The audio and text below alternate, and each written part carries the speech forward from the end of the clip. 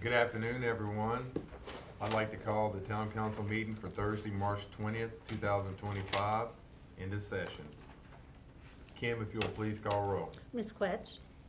Here. Ms. Pillion. Here. Vice Mayor Austin. Present. Mayor Anderson. Let the Here. record reflect that Mr. Webb is not here. Donna, would you please lead us in the Pledge of Allegiance? Sure will. Please join me.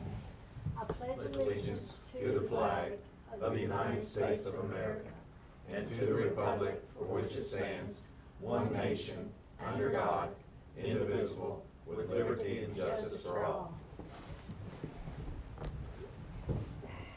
Has everyone had a moment to look over the agenda for today?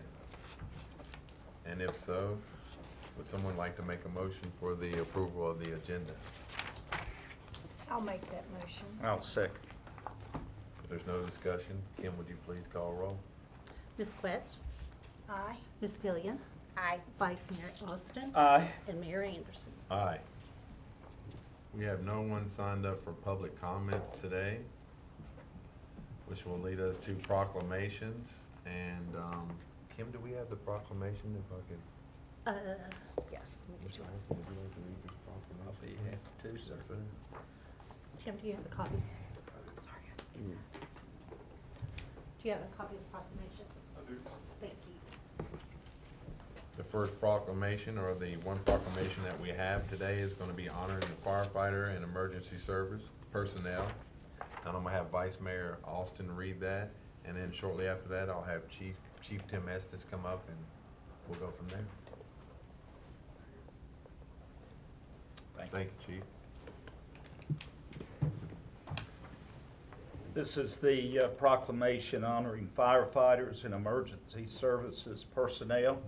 Whereas the United States Congress and the President of the United States have designated the day of the annual National Fallen Firefighters Memorial Service as a day to honor firefighters and emergency services personnel who have sacrificed their lives to save others by lowering the American flag on all federal buildings to half-staff.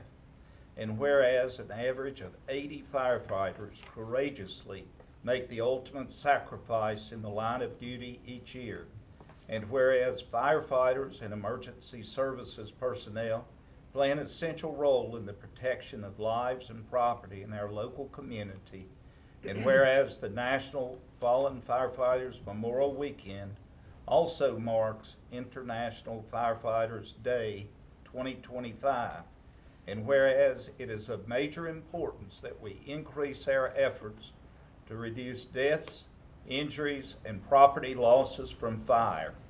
Therefore, I, Dwayne Anderson, Mayor of the Town of Abingdon, now call upon all citizens of the Town of Abingdon and upon all patriotic, civic, and educational organizations to observe the day of May 4, 2025 in recognition of the patriotic service and dedicated efforts of our fire and emergency services personnel by lowering American flags on all buildings to half-staff. I respectfully encourage these same organizations, as well as the citizens of the Town of Abingdon, to remember all fire and emergency personnel who have made the ultimate sacrifice in service to their community, and to pay respect to the survivors of our fallen heroes by participating in Light the Night for Fallen Firefighters. As dusk turns to dark, landmarks, homes, fire service organizations, and businesses across the country will again glow in respect from April 27 until May 4, 2025 to honor the fallen and their families. I encourage our citizens to honor fire and emergency services personnel, past and present, who by their faithful and loyal devotion to duties have rendered invaluable service to our community and its citizens by lighting up the community in red. I encourage appropriate services and ceremonies in which all of our citizens may participate to honor fire and emergency services personnel, past and present, who by their faithful and loyal devotion to duties have rendered invaluable service to our community and its citizens. In witness thereof, Dwayne Anderson, Mayor of the Town of Abingdon, has set forth and caused the seal of the Town of Abingdon to be affixed. Chief Estes, if you'll come forward, please. Mayor, members of council, hello. Thank you for reading that. I know that's a long one. Yes, sir. Thank you for reading that. I appreciate that. I'm sitting here thinking the same thing. As you're all familiar, in October of 2023, we lost Cameron. And this is just another way for us not to forget what Cameron did for the town and his sacrifice he made, but also for every firefighter and emergency worker across this great country of ours, and not to forget them. May the 4th is International Firefighters Day. It's also May the 4th, which is May the Force be with you. So it's also Star Wars Day. So you won't forget. So either you're a Star Wars guy or person or a firefighter. So either way, you'll remember that day. I appreciate that you taking the opportunity to do this proclamation. Also, at the last part of the proclamation, we're going to play just a short video. This video does have some very dramatic music. Unfortunately, the music doesn't play on the system right now, so they're working on that. But if they would hit play for me. This is what we're talking about from April 27th to May 4th. This is what we want the town to look like. As you can see, lots of places have taken the opportunity to light it up red. And that's lighting up red for firefighters. We will do this at the fire station. I'm going to do it at my home. You can go to firehero.org and you can actually register. I've already registered the fire department. I've registered my house. There's only one other house that is registered in Abingdon to do this and to light up their house to remember our fallen firefighters and emergency medical workers. I think it's very important that we never forget. And I will throw this out, and I haven't even talked to Chief Holbrook about this, but May 4th is the the Firefighters Memorial. May 11th is a Law Enforcement Memorial. So on May the 5th, my house will turn blue for law enforcement. And so I would just ask and encourage you all to accept that proclamation, and please talk to everybody you can to turn our houses red for that week. And then on May the 5th, let's turn our houses blue, because our firefighters, our emergency medical services workers, and our police officers, they're out here every day to protect you and your citizens and their visitors and our businesses. And it's a tough job, as you know. And we just appreciate everything that you do for us. And if there's any questions, I'd be happy to try to answer those. Chief, let me say that I think so often, this includes myself, that we can take for granted our law enforcement and our fire department services. We become complacent somewhat in life until we need those folks. And then we realize how important and how invaluable the services that you all perform for us can be and are, and we certainly appreciate it. Thank you. Just this morning at 10 minutes till 7 in King and Queen County, there was an ambulance that got struck head on, a fire department ambulance that got struck head on by a dump truck, and the driver of the ambulance lost his life. Thankfully, they didn't have a patient on board. But just driving to work, responding, we respond to a lot of calls. I know y'all hear our sirens a lot. So we're going through town a lot, and a lot of it is false alarms, but we do what we do because we love what we do. We love where we live. We love where we work, and we wouldn't be anywhere else. And so, again, I thank you for your consideration, and we do appreciate what you do for us. Thank you. Thank you, Thank Chief, you. and thank you for everything that you do for the town of Abingdon, sir. And second to everything that Vice Mayor Wayne Austin said. You all do a wonderful job for the town of Abingdon. Not only does the fire department, also the police as well too. So we really appreciate that. So thank you. Thank you. And I would encourage everyone that's listening to go to firehero.org, and there is a link you can click and go on and be a part of making it red. Just click the link, put in your address. It's real simple. If you need help in finding red light bulbs, there's a link there to help you find red light bulbs, or to find cellophane type stuff that goes over top of your fluorescent lights. That's what I got today for the fire station. So we'll be turning our fire station red as soon as that comes in, and then going to follow it with blue the next week. So again, thank you. Thank you. Next on our agenda is public hearing, and we have no one signed up for public hearing today. Which brings us to resolutions. We have no resolutions today as well. And we'll have the first reading of ordinance. The ordinance to amend and reinstate Chapter 18, Business, Article 5, Garage and Yard Sales. We're gonna have Mike Cochran, Town Manager, speak about that. Yes, sir. Thanks, Mayor. This is somewhat of housekeeping. We've had things in queue for a while, and we finally got time to get them to y'all for consideration.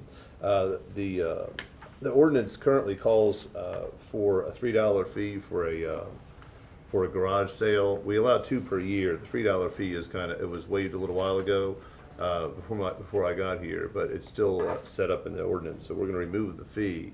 And then just by way of processing it, the ordinance specifies that it go that it routes through supposed to go to the clerk, but supposed to go to the treasurer. Is that correct? Yeah. And basically, the ordinance just is just housekeeping on the ordinance in order to make it a little cleaner. So it's not a significant budget hit. So, but that said, I mean, we still limit it to 2. Otherwise, you would have a lot more than you have. So. So with that one, just request that you would adopt and waive second on that. Okay. Shall this proposal be rejected? Anyone on the council? Somebody wants to make a motion to pass it and waive the second reading, we can do it. I'll make that motion. I make a motion to pass this ordinance and to waive the second reading. Do I have a second? Second. If there's no discussion, Kim, would you please? I have Excuse just a me. little Yes, sir. bit of discussion Yes, sir. that I want. I certainly have no opposition to the amendment to this ordinance or to the others that we have. I just, most of the time, I am a little bit hesitant to waive that second reading Sure. because I like to have a little time to reflect on it, and I like for the citizens to be able to reflect on it, and I like to get the feedback from the citizens on it. And so for no other reason than just to do that, unless it's a true emergency, I'm a little bit hesitant to waive second reading, but I'll agree on this one. All right, thanks. Yeah, I'll keep that noted for future ones. Yeah. Thanks. Thank you, Vice Mayor Austin, for bringing that up. Thank you, sir. Kim, if there's no further discussion, if you'll please call roll. Ms. Quetch? Aye. Ms. Pillion? Aye. Vice Mayor Austin? Aye. And Mayor Anderson? Aye.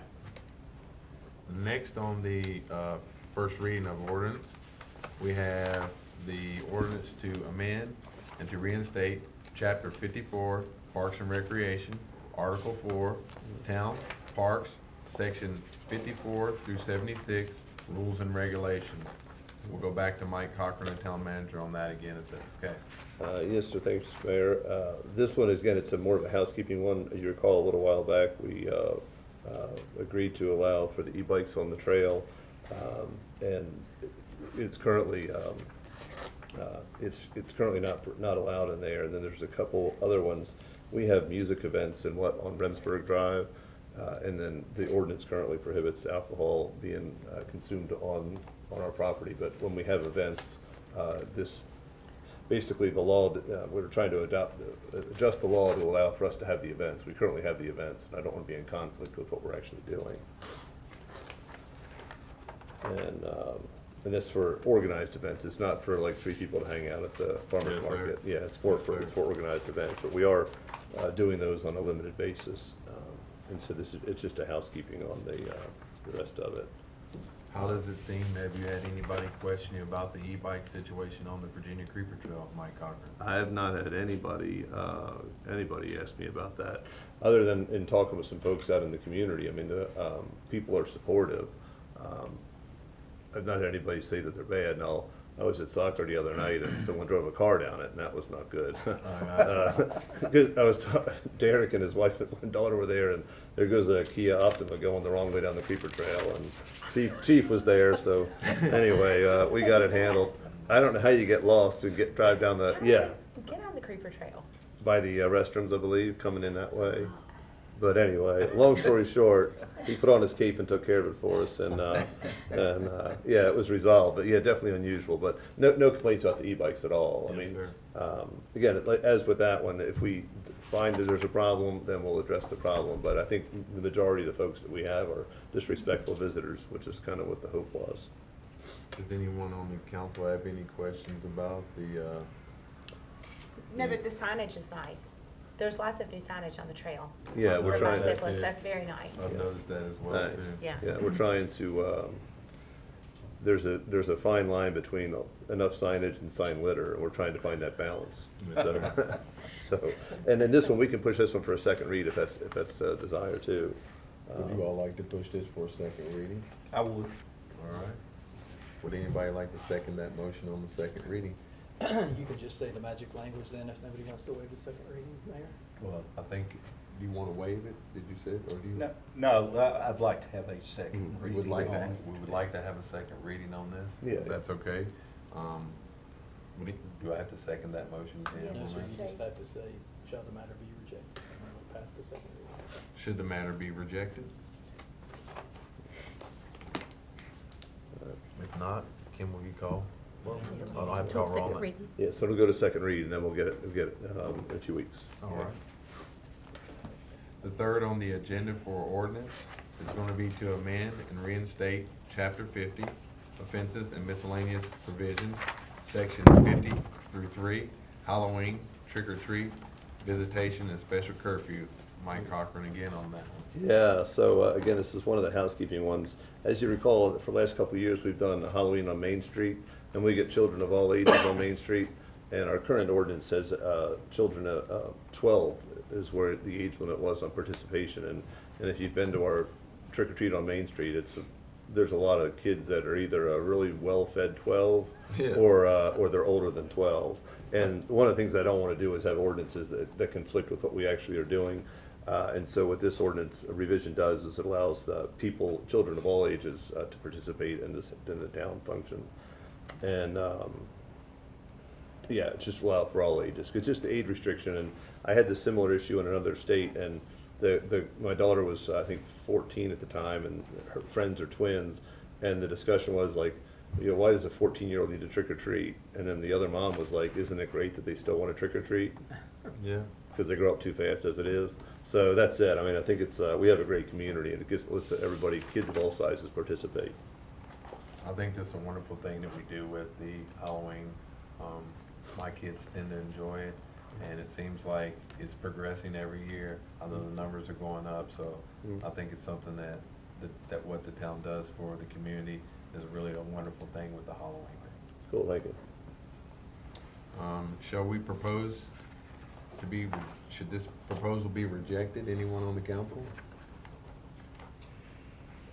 If no rejects, do I have, can we put this into motion, or? I'll make that motion to dispense with the second reading and to approve this ordinance. Do I have a second? Now say that again. I'm sorry. Yeah, Go ahead. go ahead. I would, in terms of discussion, Mr. Cochran, are Yeah. you saying that this allows children over 12 years of age to participate in the town event? Yeah, so did you get the revision? We have an original, we revised it after what was in your packet. Oh, okay. Yeah, no, because when I read through it, I was I'm like, sorry. yeah, no, you're good. And going through it, if you see the clean copy, it might be an add-on to your packet. Oh, okay. Yeah. Yes, I see the revision All right, now. great. All right, thanks. We had a motion to reject the second reading of that. Do I have a second on that? I think the actual motion was to approve this ordinance Yeah. amendment and to waive the second reading. Yeah. Yes. Yes. Do I have a second on that? I'll second that. If there's no further discussion, Kim, would you please call roll? Ms. Quetch, Aye. Ms. Pillion, Aye. Vice Mayor Austin, Aye. and Mayor Anderson. Aye. Sorry about that one. You're good. Me on that. Okay, we have no second reading of ordinance, no consideration of bids, no new business, no old business, no miscellaneous business and communicate, Oh. or now we're gonna get to miscellaneous business and Yeah. communication from our town manager, Mike Cochran. Thanks. Excuse me, I'm getting ahead of myself today. Yeah, it's Apologize okay. for that. It's okay. So, yeah, the first thing I have is, it's an application from the Aberdeen Garden Club, for a banner, and I've seen their design. They added our logo to the design, and they're paying for the banner, but their request is to be able to put up a banner on the town pole, and everything checked out, but as per our procedure, just bring in the request for that. And it's for the garden club, and it's for a 1 week or 2 week garden show. I move we approve it for the banner for the garden club. Do you have a second on that? Second. If there's no further discussion, Kim, if you'll please call roll. Ms. Quetch? Aye. Ms. Billion? Aye. Vice Mayor Austin? Aye. And Mayor Anderson. Aye. And then we have a handout. Oh, sorry. My sister-in-law somehow FaceTimes me thinking it's my wife.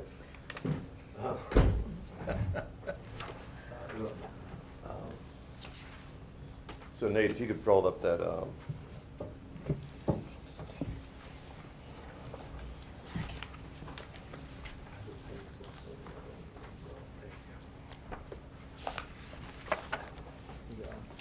yeah, good afternoon again. Yeah, so earlier we had the Finance Committee, and we've been working on the budget. The one thing that was the challenge was after took us until very recently to get the book from the county, so we knew what we were working with. And when we had met in January, we kind of went over the highlights of what different rates would look like. And so that's kind of what this is. We looked at a couple different scenarios and then built the budget based on keeping indexing our millage rate or our percentage rate based on, you're getting ahead of me, Nate. Sorry. So anyway, we built the skeleton of a budget based on indexing our rate against inflation. Because if you take a look at the stuff, it's the inflation's been pretty considerable in the last 4 years since the last reassessment. One of the things we do, if you go to the next one, and I know everybody knows Betsy. Go to the next one. There you go. So one of the ways I describe, well, Betsy is one of our greatest salespeople out there, and the way she always describes Abington is just practically perfect. And it truly is. It's got so many amazing things that are there. And one of the things I hear from folks, if you go to the next one, the way I describe it is it's like living in a Hallmark movie. There are so many things that when I come through town, and you come through early on a Sunday morning, and there's barely any cars, everything's spotless. You go through, we have street events, and they're well attended, and it's, people are nice, and everything is well attended, and everything just looks amazing. And so it is pretty close to living in a Hallmark movie without the drama, which is a good thing. So, sure. Yeah, this is not a Lifetime movie, a Hallmark movie, so it's all good. And if I could ever find a way to get that channel out of my house, that'd be good. So the one thing that's happened, though, next one, Nate, is the inflation has been significant over the past couple of years. And if you went through using CPI, indexing it looking at it from January 2021 to January 2025, it's a 21.4% increase. Basically, it's just a cost of living increase through CPI, and that's significant when you're in our situation. We operate on a balanced budget, and we have limited revenues relative to what we're trying to get done here. And one of the things I hear, and I know y'all hear, is, and I think y'all know, what do we use for our property tax dollars? Where does that money go? If you go to the next one. So one of the things that we've done in the last couple of years is when I got here, the fire department, our response time was 8 minutes and 13 seconds on the average call in town. And remember, if you recall, the chief had shown videos. Anything past 6 minutes, you're really in a world of hurt when it comes to having fire response. And so through a lot of hard work and application of money to help solve the problem, we have now reduced, as of last month, our in-town response time down to our in-town response time down to 6 minutes and 8 seconds, and that's really good. I mean, with what we've done to it, and part of that is by having a person at the station 24 hours a day, ready to operate the fire truck, and that definitely helps. One of the things we also do with our tax dollars is streets and public works, and that's everything from maintaining our parks. We've got 11 parks. We maintain over a couple hundred acres of ground. We maintain the cemetery and a couple other things, and so we do a lot with our money there. But if you notice, and I know some of the residents notice because I get phone calls if it goes out too early, but we sweep the streets 5 days a week, and they're spotless. And it's one of those ones where I've had friends come visit and they can't believe it. And even though I've lived here for coming up on 3 years now, I still can't believe how nice it is. And it's just an amazing place.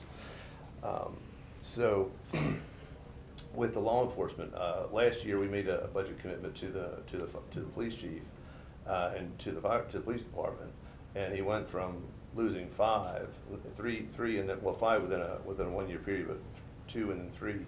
He was losing them quick. And since we've done the budget changes, they have not lost 1, which is really amazing, because what you're getting is you're going to get people that know who everybody is, because they've worked here a while, and so that really helps, and it adds to the quality of service that they deliver, just because familiarity lends to that. The other thing we do is community development, and that is downstairs.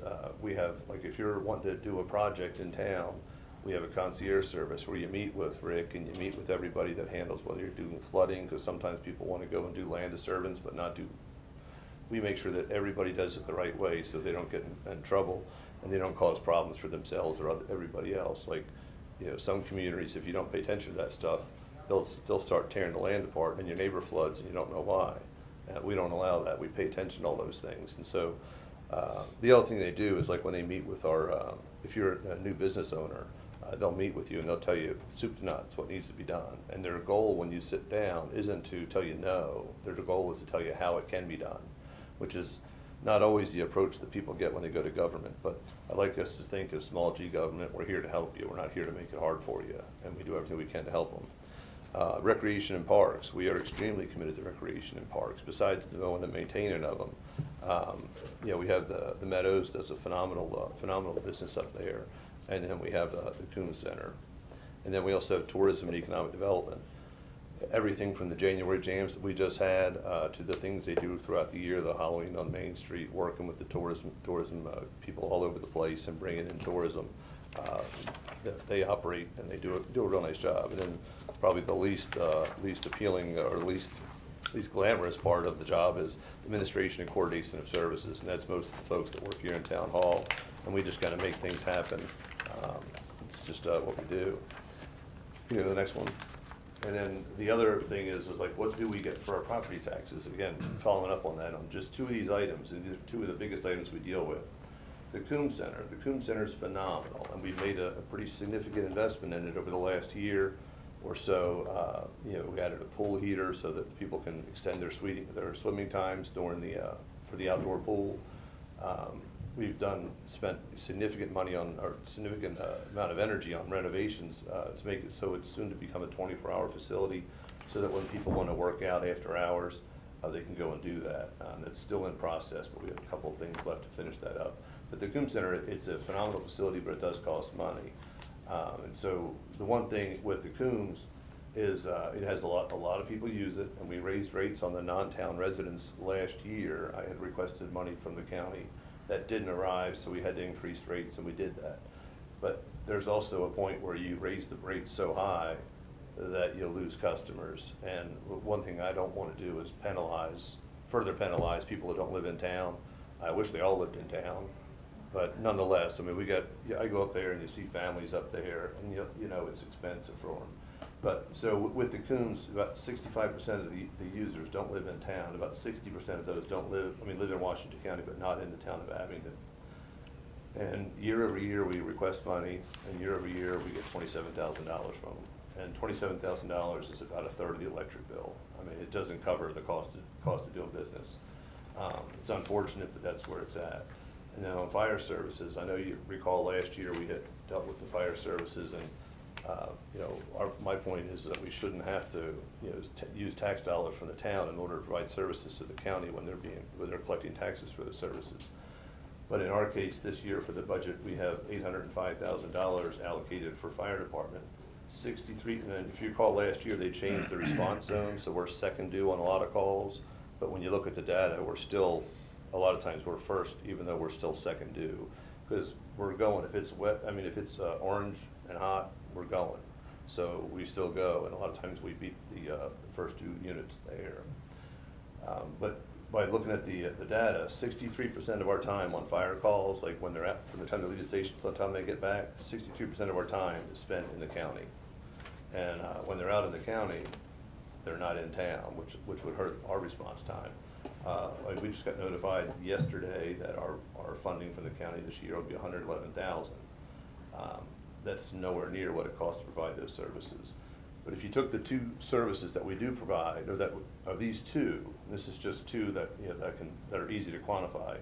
It's $1.305 million that we provide services for to people that aren't paying for the services.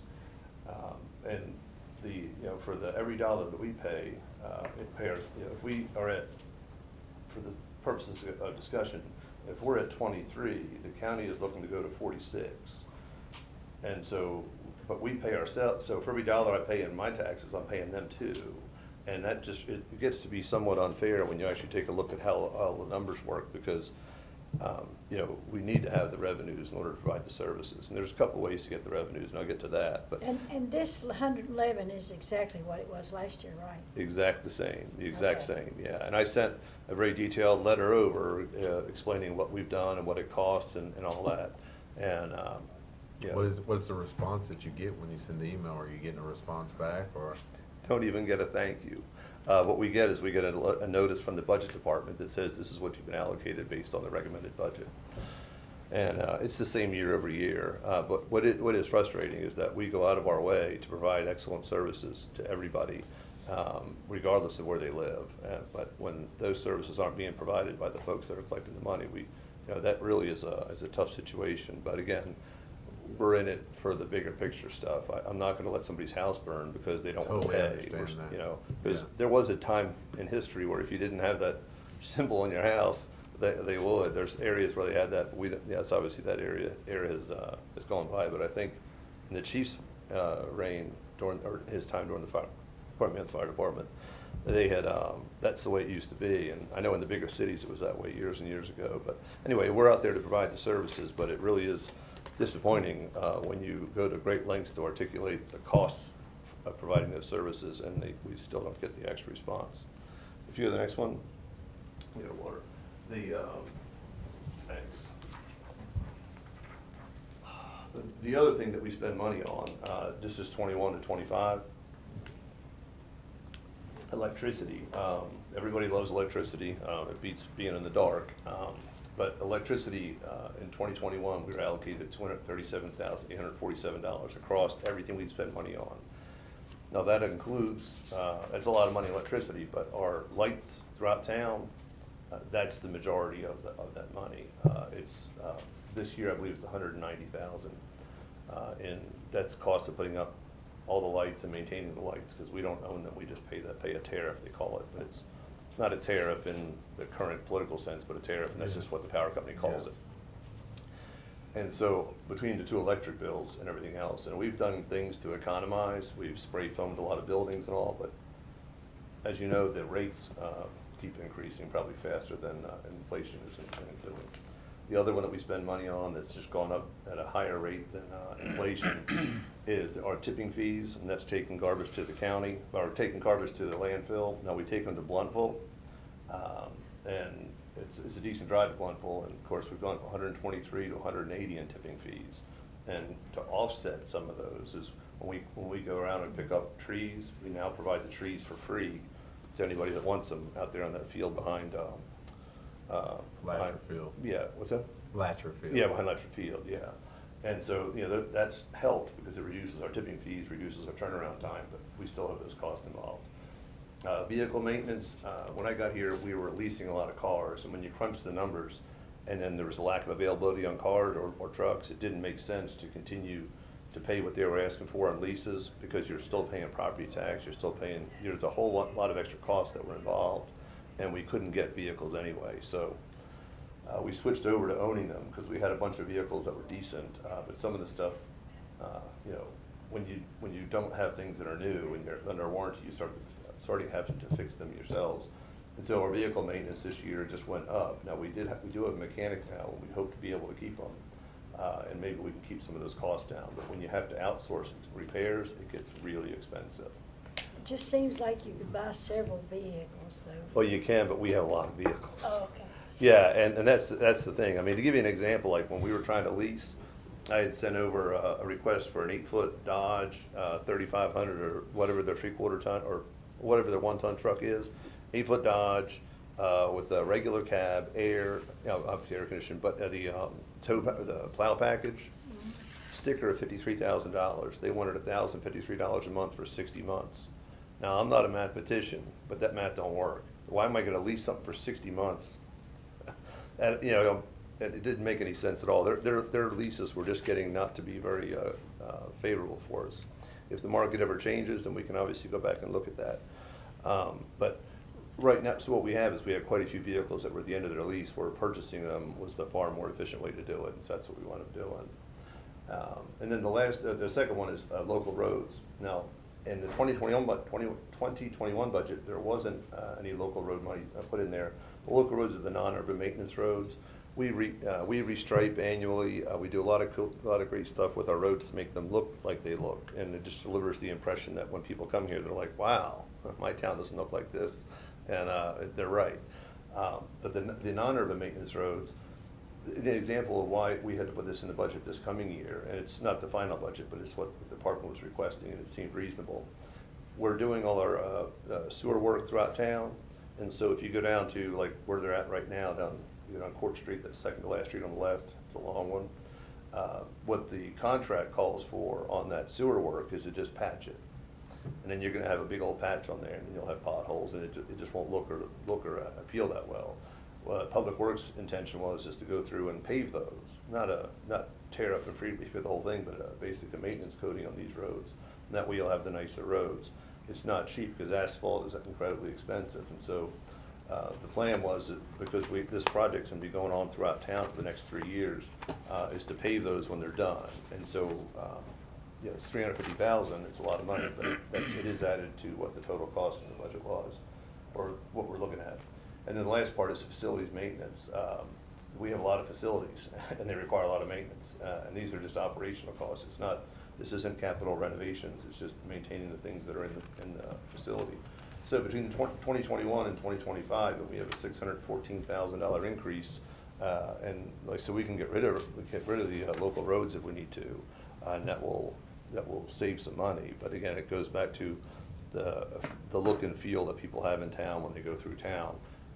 And I know people like it when the roads are nice and clean, or nice and smooth anyway. Well, smooth and clean is the ideal. So that's the gist of where we're at on the budget stuff. Now, one of the things that so the next page, you got it, Nate? Oh yeah. So with Steve, one of the things we have is the last page is when we went over this in January. You want to? Mayor, council members, excuse me. We've all heard about the reassessments that have went into effect about September of last year, and we finally got those numbers here just a few weeks ago.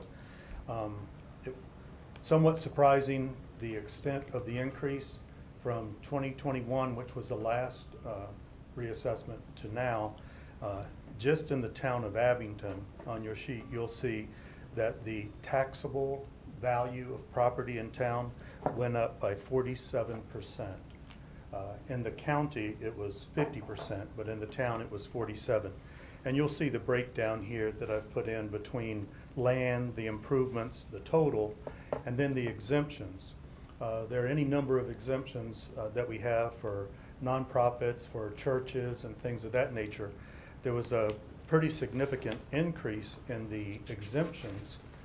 We went from 20% of our total value as exempt to 22%.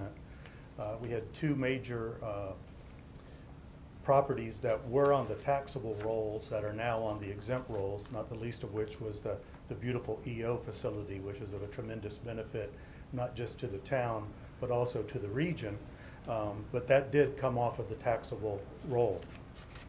So when you look at the actual, again, the taxable value, it was up to 47%. Now, in order to maintain our current level of tax levy, we need to let the public know, which we did through our public notice, what the equilibrium rate would be. Our current rate is 28 cents per $100. In order to maintain the same amount of tax levy, we would have to drop that rate down to 19 cents per 100, okay?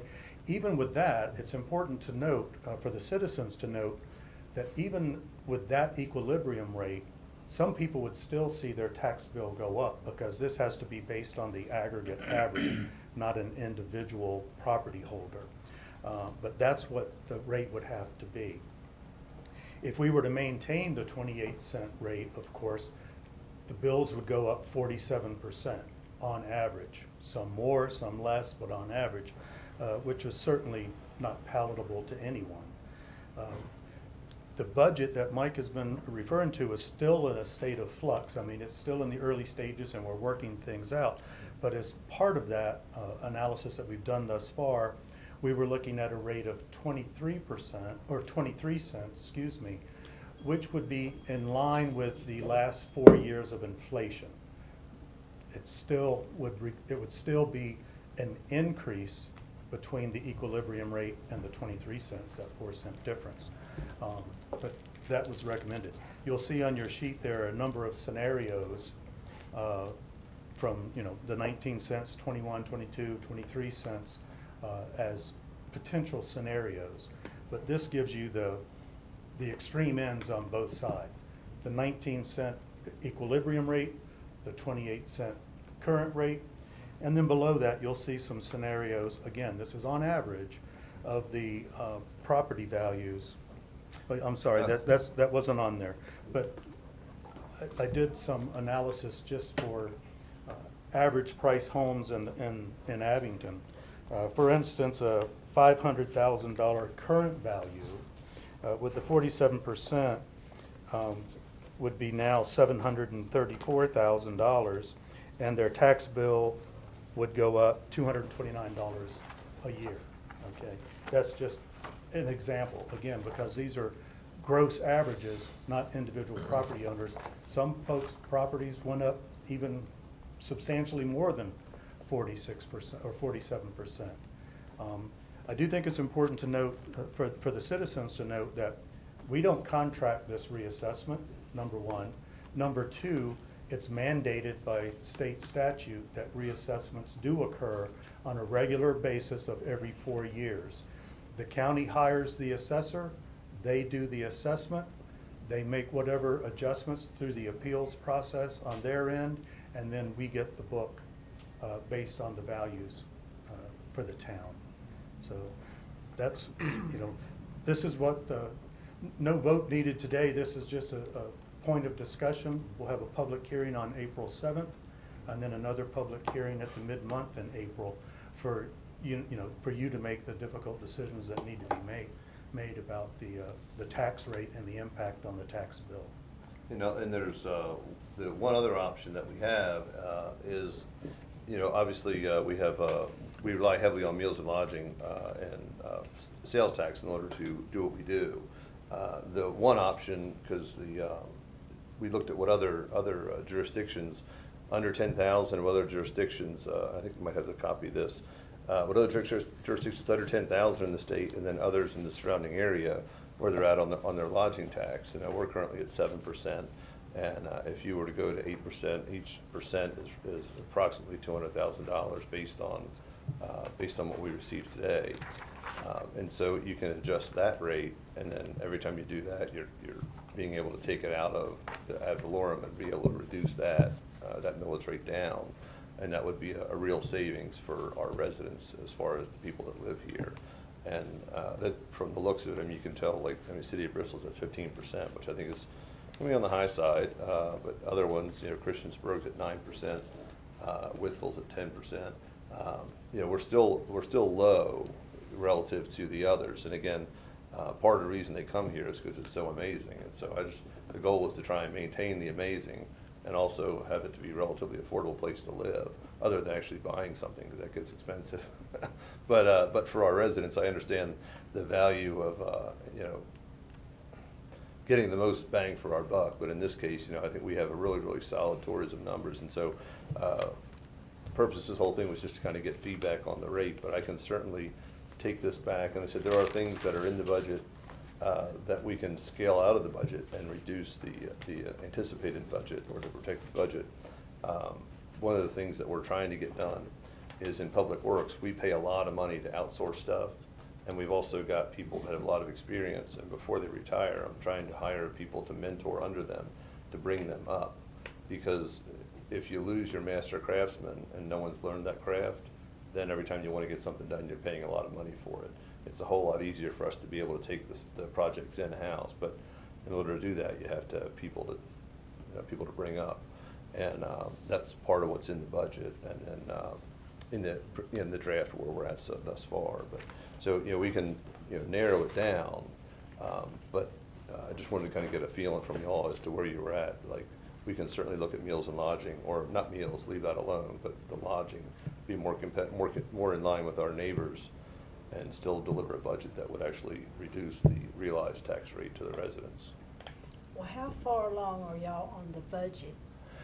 So, Now, I mean, we we're- haven't got a copy. No. We literally, we're not that far yet. Okay. So what I have is, like you'll notice if you read like how the county advertises, they'll say, well, if we gave you everything that people asked for, well, I don't get it that far.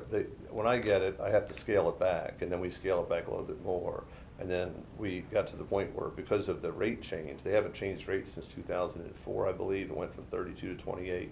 They've had reassessments, but never this significant of a change in valuation. And so we're pretty far along as far as, like, we know roughly what people want, and we've got some of the cost items that are listed in there, but we don't have the final details because it'll be predicated based on what rate that we want to go with.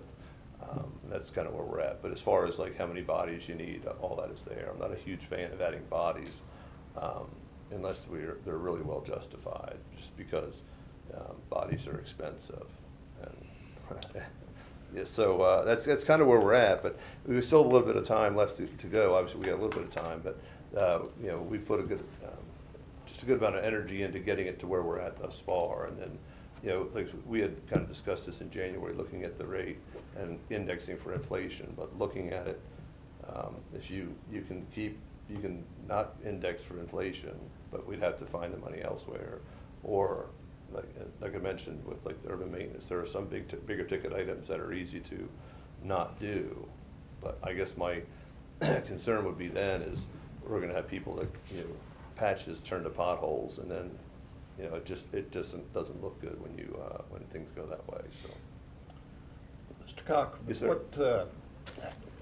I'll start off with the question, then I'll make some comments about it.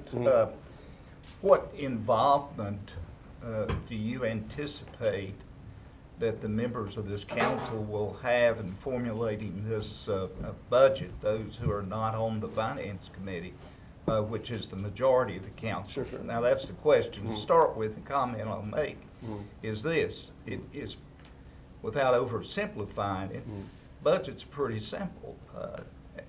And what I mean by that is this.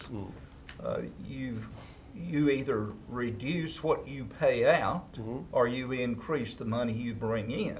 That's Now, correct. generally speaking, there's a combination of those two that come about in order to formulate a budget. But for us, or for me, I better say it that way.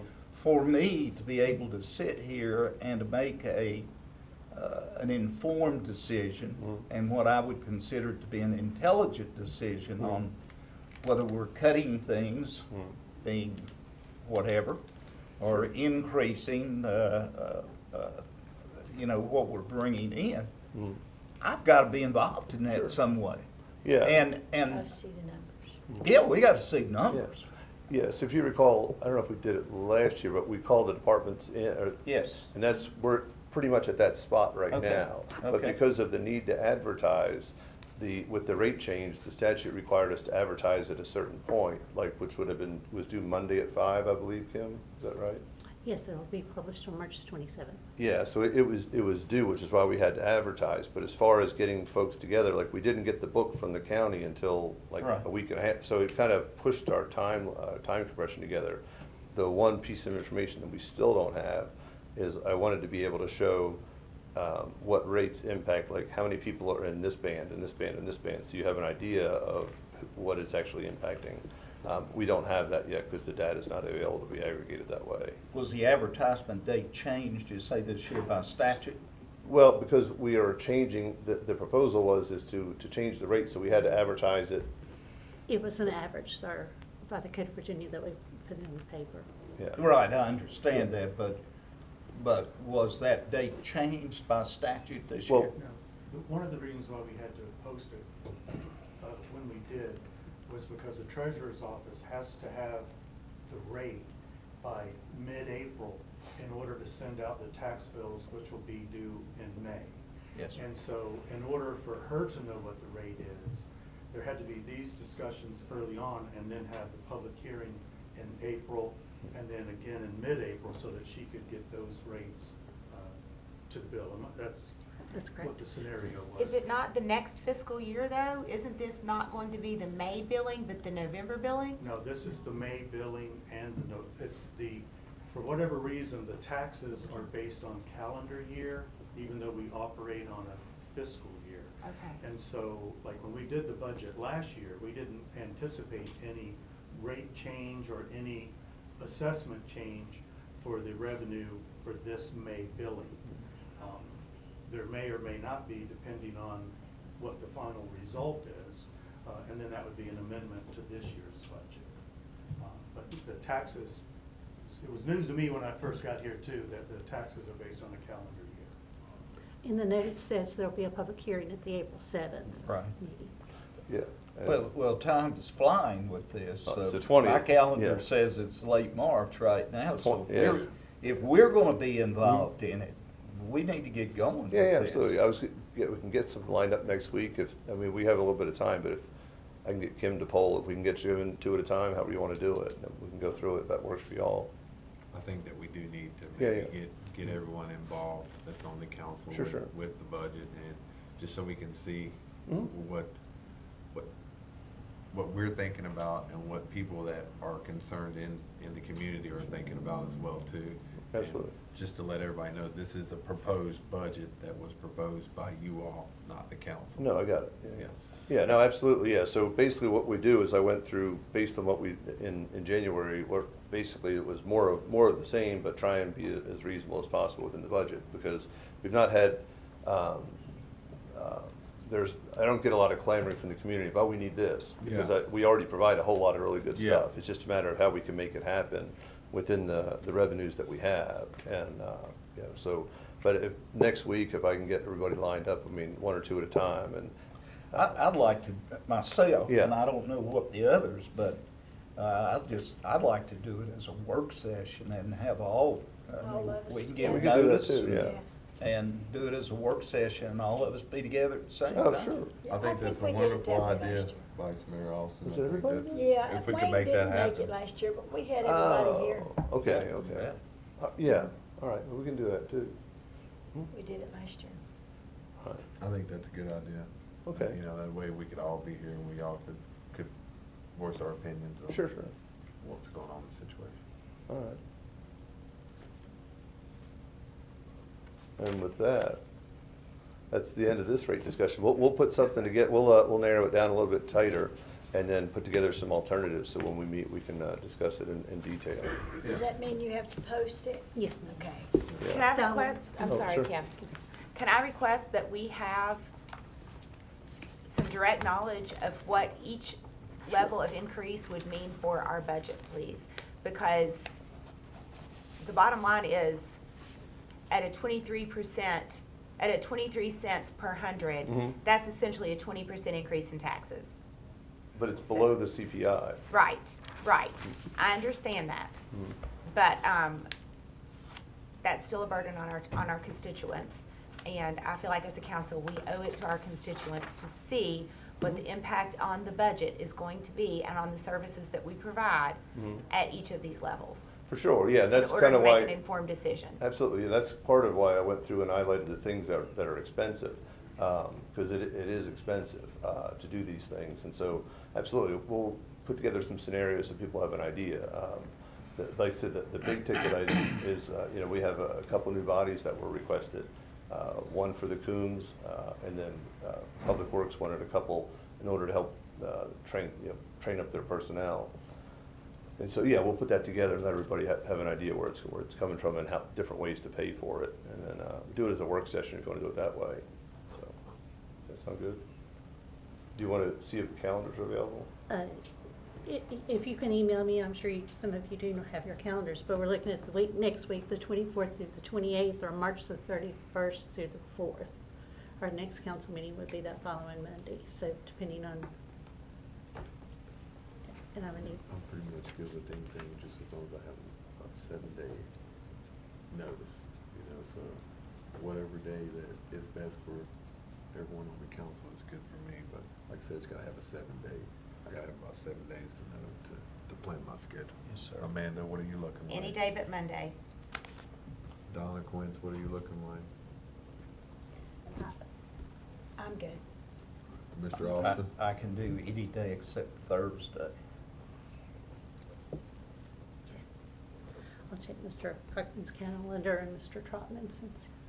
Do you want to do it in Arthur I Kimball room? called Derek also. Yeah. Yes. Great. Well, thank y'all for your indulgence. Any more Thank you. questions? Does anybody have any more questions for Mr. Cochran?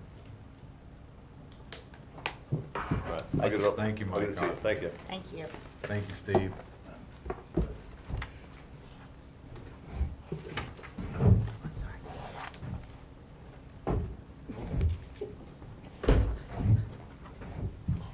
That's gonna move us down to the next agenda, and that's gonna be council member reports.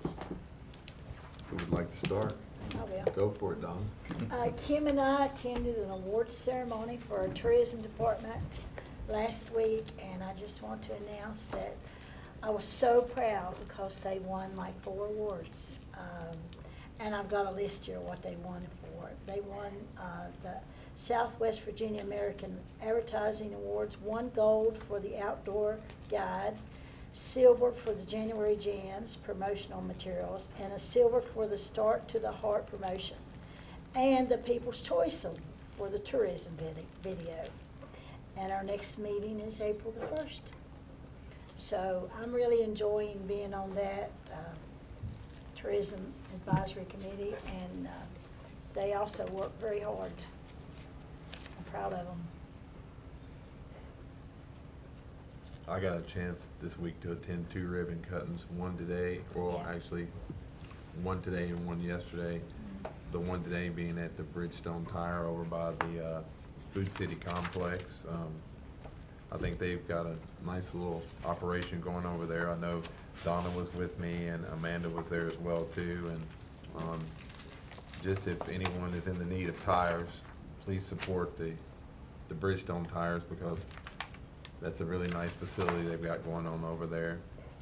And yesterday, I had the honor to cut the ribbon with Donna, and we were at the Paramount Center for Applied Technology and Workforce Development at Virginia Highlands Community College. This is a wonderful thing. While we were there, I know Donna can express too, we got to see hands-on with the students there at Virginia Highlands, you know, the part of the classroom, and then with them taking in on actual working on vehicles and working on parts. Kind of reminds me of back in the day when I was in high school, of like what we would call the Neff Center. I think that that's a real good start for people who are finding themselves and figuring out what they're going to do, and with the hands-on classes that they've got up there, that I think it would be a little bit easier for them to maybe find a job once they complete the program. So big ups to everyone that was involved with the Paramount Technology Plus, it's Workforce. also free to students, Yes, so I think that's awesome. and that's And they about learn a all I have to skill say that'll today. Be with them for a lifetime.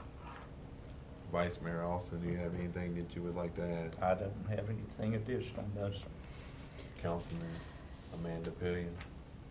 No, I'm good. Mike Cochran, do you have anything your way? I'm all good. I appreciate y'all's time. Thank you. All right. Next, we have an appointments to boards and committees. We have one with the Abington Redevelopment and Housing Authority, appointment to fill the unexpired term of Tracy Mink, who recently resigned. And I don't know, should we go into closed session over this? Or is it something that we can handle here? How many applicants Just, Just just the the one. one. Mr. Hopper, is that We have two, don't we? Oh, there's two.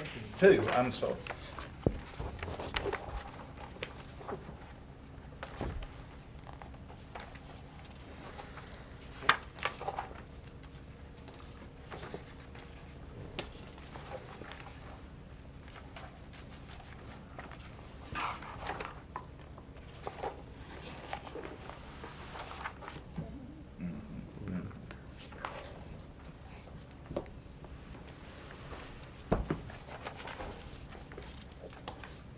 Do we think we need to go into closed session, or we think this is something that we can? Well, since we're undecided, unless you want to decide on the spot. It's whatever. If we so desire, if the council desires to go into closed session, pursue the Code of Virginia 1950 as amendment, section 2.2-3711A1, for the purpose of considering applications for the appointed or reinstatement position of the Abington Redevelopment and Housing Authority. And if you all would like to go into closed session,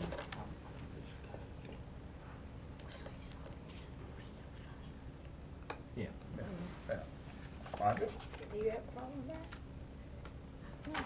Okay, okay, we'll go in closed session. I need a motion, please. Would So anybody- moved. did anybody second Second. that? To go into the closed session as Yeah. described by the mayor. All right, at this time, we're gonna go into closed session. She's gotta call the roll. There. Oh, excuse me. You're fine. Can Ms. you please Welch. call roll? Aye. Ms. Pilgrim. Aye. Vice Mayor Austin. Aye. And Mayor Anderson. Aye. Now you can.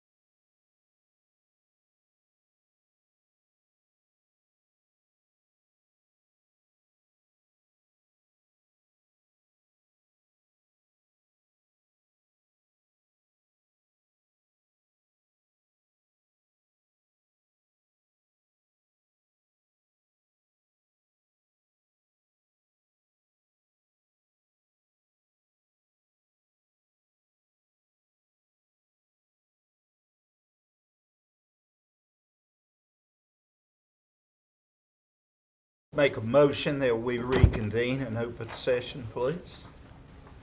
I'll second that. Any further discussion? Kim, if you'll please call roll. Ms. Quetch? Aye. Ms. Pillion? Aye. Vice Mayor Austin? Aye. And Mayor Anderson? Aye. I'd like to move that the town council certify that in closed session, which was just concluded, that nothing was discussed except the matter which we specifically identified in the motion to convene in closed session as lawfully permitted to be discussed under the provisions of the Virginia Freedom of Information Act cited in the motion. Ms. Quetch, do you so certify? I so certify. Ms. Pillion? I so certify. Vice Mayor Austin? I so certify. And Mayor Anderson? I so certify.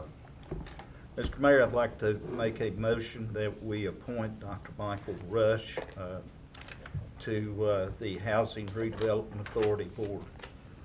Do I have a second? Second. Any further discussion? Kim, if you'll please call roll. Ms.